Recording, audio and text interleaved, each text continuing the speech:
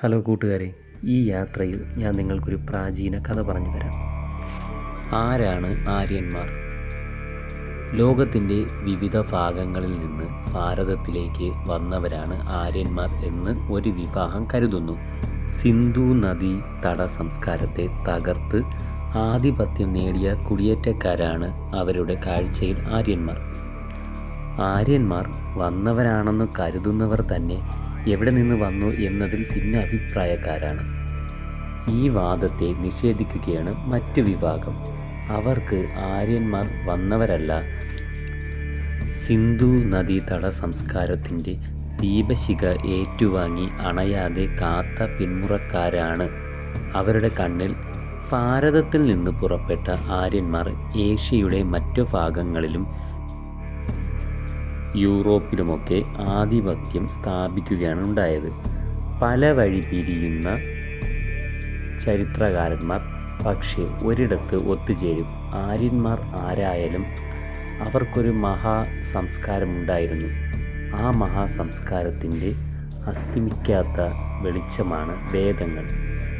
ലോകത്തിൻ്റെ പല ഭാഗങ്ങളും അജ്ഞതയുടെ കൂരിരുട്ടിൽ തപ്പിത്തടയുമ്പോൾ ജ്ഞാനത്തിൻ്റെ ഉത്തമ ശൃംഗത്തിലിരുന്ന് തമസോമ ജ്യോതിർഗമയ എന്ന് ഉരുവിടാൻ ആര്യന്മാർ ഭാരതത്തെ പഠിപ്പിച്ചു. സിന്ധു നദിയുടെ മടിത്തട്ടിൽ നിന്ന് അവർ ഗംഗയുടെ കരയിലെത്തിയപ്പോൾ മഹാസാമ്രാജ്യങ്ങൾ പലതും തലയുയർത്തി. കൗരവരാജ്യമായ ഹസ്തിനപുരം, ഇക്ഷ്വാകുരാജ്യമായ കോസലം, ബൃഹദ്ര രാജ്യമായ മഗധം ആ നിര നീളുന്നു. മഹായുദ്ധങ്ങളിൽ പലരും ജയിക്കുന്നതും തോൽക്കുന്നതും സാമ്രാജ്യങ്ങൾ ഉയരുന്നതും തകരുന്നതും കണ്ട് പിന്നെ മനുഷ്യനുള്ള കാലത്തോളം നിലനിൽക്കുന്ന രണ്ട് ഇതിഹാസങ്ങളുടെ ജനനവും വന്നു കണ്ട് കീഴടക്കിയതാണെങ്കിലും ചെന്നു കണ്ടു കീഴടക്കിയതാണെങ്കിലും ആര്യന്മാരുടെ ജൈത്രയാത്ര ലോകത്തെ രൂപപ്പെടുത്തുന്നതിൽ വലിയ പങ്ക് വഹിച്ചിട്ടുണ്ട്. സംസ്കാരത്തിൻ്റെ ജന്മദേശം എന്ന് പറയുമ്പോൾ തന്നെ അതിൽ എപ്പോഴും വരുന്നൊരു ക്വസ്റ്റ്യനാണ്, മനുഷ്യവർഗത്തിൻ്റെ ഉൽപ്പത്തി എവിടെയാണ്? ഇതിനുള്ള ഉത്തരം ഇന്ന് കറക്റ്റായിട്ട് അല്ലെങ്കിൽ കൃത്യമായിട്ട് ആർക്കും പറയാൻ സാധിച്ചിട്ടില്ല. മനുഷ്യന് കൃത്യമായി ഉത്തരം കണ്ടെത്താനാവാത്ത ചോദ്യങ്ങളിൽ ഒന്നാണ് ഇത്. ഒരേ സമയം പല ഭാഗങ്ങളിൽ ആയാണ് മനുഷ്യ സംസ്കാരത്തിൻ്റെ ഉൽപ്പത്തി എന്ന് പറയുന്നവരുമുണ്ട്. വാദങ്ങൾ പലവിധമുണ്ടെങ്കിലും മനുഷ്യൻ്റെ ആദിമ നിവാസ സ്ഥാനങ്ങളിൽ ഒന്ന് ഭാരതമാണെന്നതിൽ തർക്കമില്ല. ദക്ഷിണ ഭാരതത്തിലാണ് ആദിമ മനുഷ്യൻ താമസിച്ചിരുന്നതെന്ന് വിശ്വസിക്കുന്ന ധാരാളം നരവംശാസ്ത്രജ്ഞന്മാരും ഭൗമശാസ്ത്രജ്ഞന്മാരുമുണ്ട്. ഇത് സഹായകമായ പല തെളിവുകളും അവർ ഹാജരാക്കിയിരുന്നു.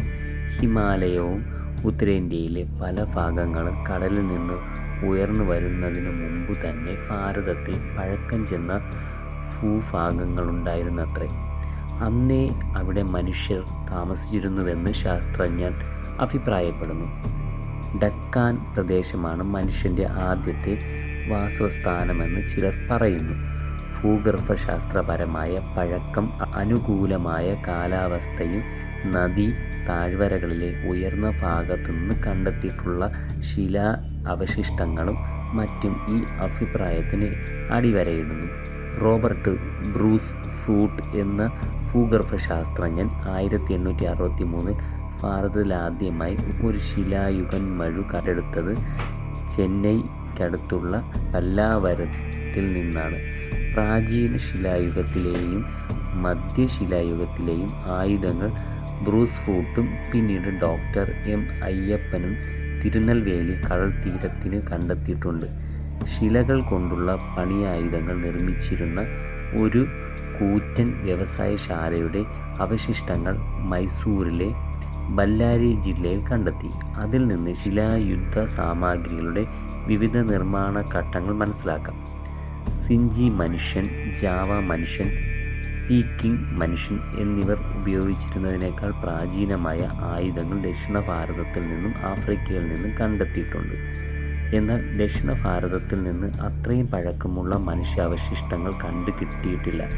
ശാസ്ത്രീയമായ ഖനനത്തിൻ്റെ അഭാവമായിരിക്കാം അതിനു കാരണം.